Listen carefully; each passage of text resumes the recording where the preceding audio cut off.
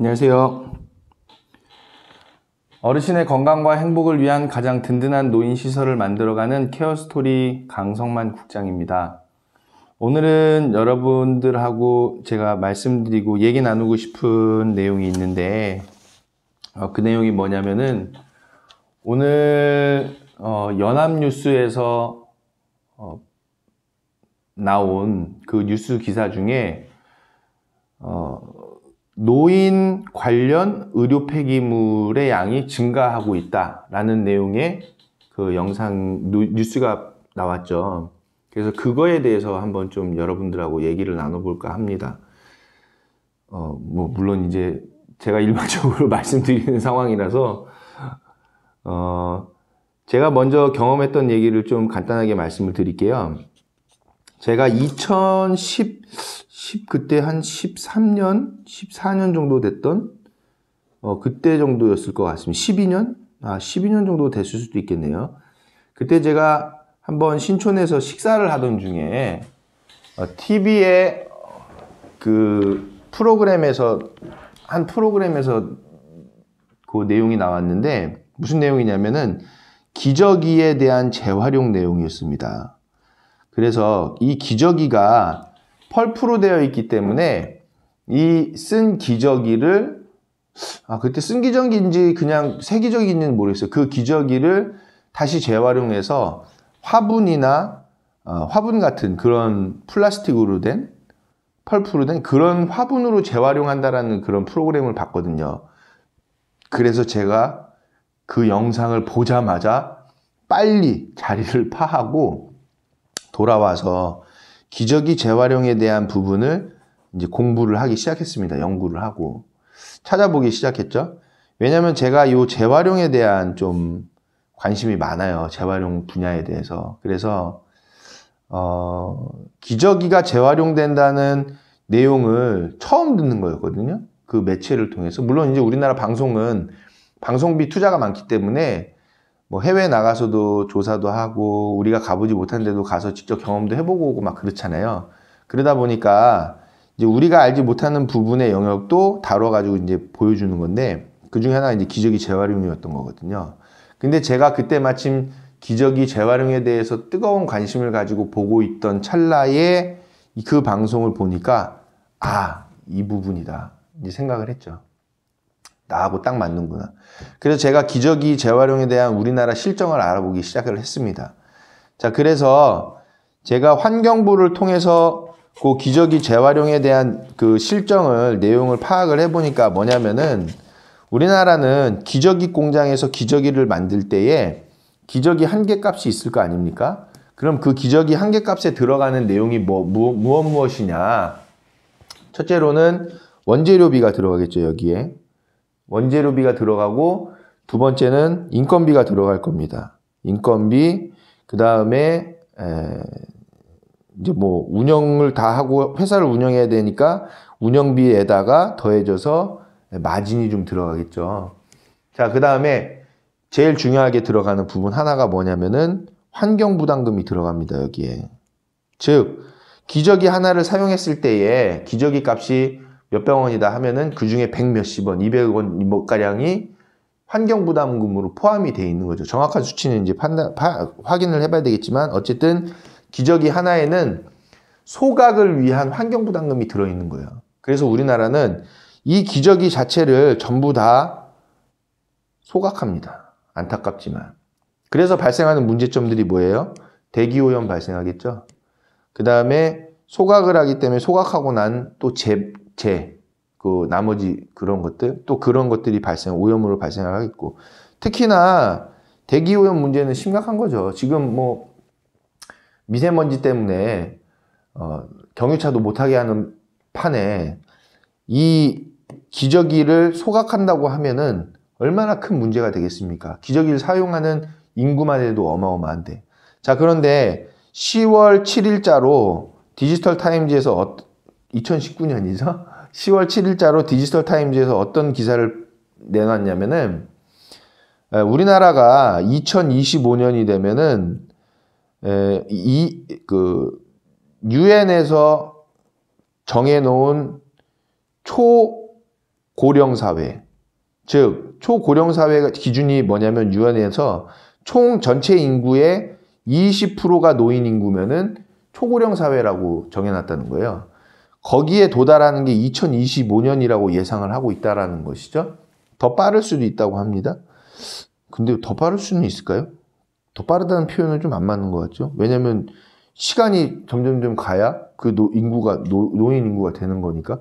결국에는 예상이 되는 시점인 것 같아요. 2025년이란 거는 시간이 지나면 지날수록 나이가 들어가니까 결국에 나도 그 시점이 됐을 때 노인이 된다라는 부분이니까 그 2025년은 아마 딱 지정되어 있는 그런 연도인 것 같아요. 자, 그때가 되면 우리나라 전체 인구의 20%가 노인이 되고, 그래서 초고령 사회가 된다라는 건데, 이거 누구나 다 아는 얘기잖아요, 지금은.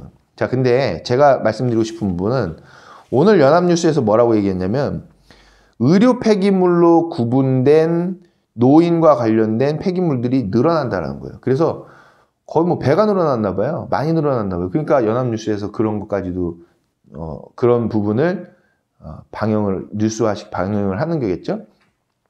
자, 그렇게 노인과 관련된 의료 폐기물이 늘어났다고 방영을 하는 시점인데, 자, 그러면 2025년에 노인 인구가 20%까지 늘어난다고 하면 과연 이 의료 폐기물 뿐만이 아니라 노인 요양원에서 발생하는 기저귀는 의료 폐기물이 아니라 일반 폐기물이잖아요. 자, 일반 폐기물일 때 그 일반 폐기물의 양이 도대체 얼마나 늘어난다는 걸까요? 노인 요양원, 또 주간보호시설, 방문요양 다 따졌을 때 노인 인구가 전체 인구의 20%를 차지한다는데 거기서 사용하고 나오는 일반 폐기물인 기저귀가 어마어마하게 많아진다는 거겠죠. 그렇기 때문에 지금 이 내용에 대해서 우리가 대비가 필요하다. 자, 그런데 6, 7년 전에 이미 제가 한번 조사해가지고 알아봤어요. 자, 해외 사례부터 먼저 말씀을 드릴게요. 일본은 여러분들이 그 프로그램을 보셔서 그 대중 프로그램을 보셔서 아시겠지만은 이미 일본은 뭐 못 보신 분들도 계실 건데 중요한 건 이미 일본은 노인 요양원에서 그 발생하는 기저귀를 재활용하고 있다는 사실이에요.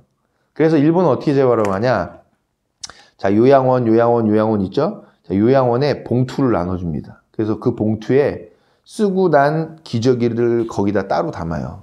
자, 따로 담아서 그 기저귀만 수거하는 차량이 있어요. 그 차량이 요양원도 쫙 돌면서 기저귀를 싹 수거합니다. 그 탑차에다가. 그래서 그 수거한 기저귀를 그 재활용하는 회사에 가면은 큰 이렇게 깔때기로 돼 있는 원형 통이 있어요. 그게 막 이렇게 돌아가죠. 엄청 굉장히 커요. 엄청 커요. 그래서 그게 막 돌아가는데 거기다가 그 비닐에 담긴 기저귀를 투하를 시키죠. 그러면 그 원형으로 된 데에서 물이 막 같이 나오면서 비닐하고 기저귀를 분리를 시킵니다. 분리를 시키고 분리된 그 기저귀에다가 어떤 액체를 같이 이제 섞어주죠. 그 약품을. 그러면 그게 기저귀는 고체화되어 있는 거거든요. 즉 펄프가 물을 만나서 말랑말랑한 고체로 바뀌는 겁니다. 그래서 그 고체가 이 용액을 만났을 때 다시 펄프와 물로 분리가 되는 거예요. 그래서 처음에 있던 그 기저귀의 펄프 상태로 온다는 거죠. 그래서 그거를 분리해가지고 그 펄프를 다시 기저귀로 쓸 수는 없잖아요. 한번 썼으니까. 그래서 그 펄프를 신발 밑창이라든지 또는 다른 일상용품으로 재활용하는 게 지금 일본의 상황인 거죠. 그래서 그 공장을 취재한 영상이 있어요. 제가 그걸 보고 그 영상에 이제 그 취재 기자를 찾으려고 했는데 결국엔 못 찾았어요. 그래서 그 영상의 공장을 제가 그 영상에 나오는 위치라든지 일본어 그런 것들을 봐가지고 그 회사 주소를 찾았습니다. 찾아가지고 연락을 했어요. 그랬더니 와서 견학할 수 있다고 그러더라고요. 그래서 실제로 가려고 했는데 또 제가 일본어도 잘 못하고 그래서 못 갔던, 그리고 못 가고 제가 6년을 덮어놨죠. 6년을 덮은 게 아니라 그 덮어놓기 전에 자, 그래서 일본을 알았어요. 일본 상황이 그렇게 기저귀를 재활용하고 있구나 알아가지고 국내 사정은 어떤가 이제 알아보기 시작했죠. 국내 사정을 알아보는 건 뭐 제일 간단한 방법은 뭐가 있겠어요. 인터넷으로 보는 방법밖에 없잖아요. 그래서 인터넷으로 조사를 해보니까 신문 기사에 뭐가 나왔냐면 또 그때 마침 기저귀를 재활용해서 자동차 용품으로 바꿔서 재활용시켜서 판매하는 업체가 신문에 나온 거예요. 그래서 야, 이거다. 그래서 그 업체를 또 수소문을 해서 알아봤습니다. 알아봤더니 그 업체가 있더라고요. 그래서 제가 진짜 사비 들여가지고 거기 업체까지 또 찾아갔어요. 그래서 가서 사장님을 직접 만났습니다. 제가 이러이러한 일을 하고 있는데 사장님 뵙고 싶다. 기저귀 재활용 때문에 왔습니다. 하고 명함을 드렸죠. 그리고 이제 뵙고 제가 말씀을 드렸습니다. 일본은 이렇게 해서 요양원들에서 사용한 기저귀들을 싹 수거해서 재활용하고 있는데 사장님께서도 지금 보니까 재활용을 하고 있으신 상태네요. 그 기사가 나왔네요. 그래서 우리나라에 사용한 기저귀들을 재활용할 수 있게끔 설비화 시켰으면 좋겠다라고 말씀을 드렸죠. 그랬더니 그분이 저를 데리고 기저귀가 재활용되는 과정을 보여주시는 거예요. 보여주시는데 그 공장은 어떻게 하냐면 기저귀 공장에서 새 제품을 만들다가 불량이 난 것만 회수를 하는 겁니다. 전국에서. 그래서 새 제품을 만들다 불량이 난 기저귀들만 모아가지고 그 펄프를 재활용시켜서 자동차 용품으로 바꾸는 거거든요. 그렇기 때문에 사용한 제품을 재활용하지는 않는다라는 거예요. 그분께서. 그분이 어떤 기술을 갖고 있냐면 기저귀의 펄프를 추출해서 다시 자동차 용품 내장재로 바꾸는 그 기술을 갖고 계셨던 거예요. 그렇기 때문에 사용한 기저귀, 일본에서는 어떤 기술이냐면 사용한 기저귀는 기저귀 펄프에 수분이 들어가서 액체가 들어가서 고체화되어 있는 거를 다시 분리를 시켜서 물을 빼고 그리고 액체를 분리시키고 펄프만 다시 이제 그 신발 밑창이라든지 그런 걸로 재활용시키는 거거든요. 근데 우리나라 실정은 그분이 개발한 건 뭐냐면 새 제품의 펄프를 가지고 자동차 재활용 용품으로 재활용시키는 거거든요. 그렇기 때문에 내용은 조금 다르죠. 근데 거의 일맥상통하더라고. 가서 현장 내용이랑 보고 하니까. 그래서 사장님, 자, 사용한 제품에 대한 그 기저귀의 재활용이 어마어마하게 많아질 겁니다. 내용이, 그 양이. 그렇기 때문에 사용한 기저귀가 사장님도 아시다시피 환경부담금까지 받아가면서 소각을 하고 있는데 이거를 사용한 기저귀도 재활용해야 되지 않겠습니까? 말씀을 드리니까 그 사장님께서 그러면 정부에서 사용한 기저귀를 재활용할 수 있게끔 자기네 공장에 어떤 설비 투자가 이루어져서 그 배수시설이라든지 정화시설 그런 것들을 해놓고 그 사용한 기저귀를 물로 세척을 해서 펄프를 분리할 수 있게끔 설비 투자가 이루어져야 되지 않겠냐. 그 당연한 말씀이시죠. 그래서 그런 부분들이 정부에서 가능하면 그런 사업을 진행할 수 있을까? 그렇지 못하면 자기네들이 자비 들여가면서 지금 할 이유가 없다는 거예요. 당연한 얘기죠. 맞는 말씀입니다. 그래서 제가 거기서 이제 안 되는 거구나. 1차적으로 이제 높은 벽을 또 실감을 했죠. 그리고 나서 제가 돌아오자마자 마지막으로 전화한 데가 환경부였습니다. 환경부에 전화해가지고 그 환경부 기저귀 쪽에 관련 담당 업무를 하고 계시는 분하고 통화를 했어요. 그래서 그분께 제가 조사한 내용 다 말씀드렸습니다. 영상에서 보니 네덜란드인가 거기서도 기저귀를 따로 모아서 재활용하고 있고 일본은 뭐 아주 체계적으로 다 요양원이든지 주간보호시설이든지 그런 데서 어린이집이라든지 발생하는 그런 기저귀 수거해서 재활용하고 있는데 왜 우리나라는 안 합니까? 지금 거기 어디죠? 제가 그 갔다 온 그 시설에 그 업체에서도 이미 그 새 제품에 대한 기저귀를 재활용하는 기술이 있는데 그렇다고 하면 사용한 기저귀도 충분히 재활용이 되는 상황 아닙니까? 근데 왜 그 환경부담금을 받으면서 소각할 수밖에 없습니까? 그러면 자 정부에서 환경부 차원에서 어떤 설비 투자라든지 그런 내용의 사업계획서를 받아가지고 설비 투자를 해줘서 재활용이 될 수 있게끔 방향을 잡으면 어떻겠습니까? 그런 방법에 대해서 도와주실 수 있습니까? 라고 얘기했더니 귀찮아 하시더라고요.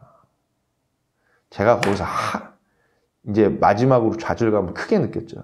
아, 이거 하지 말아야 되겠구나.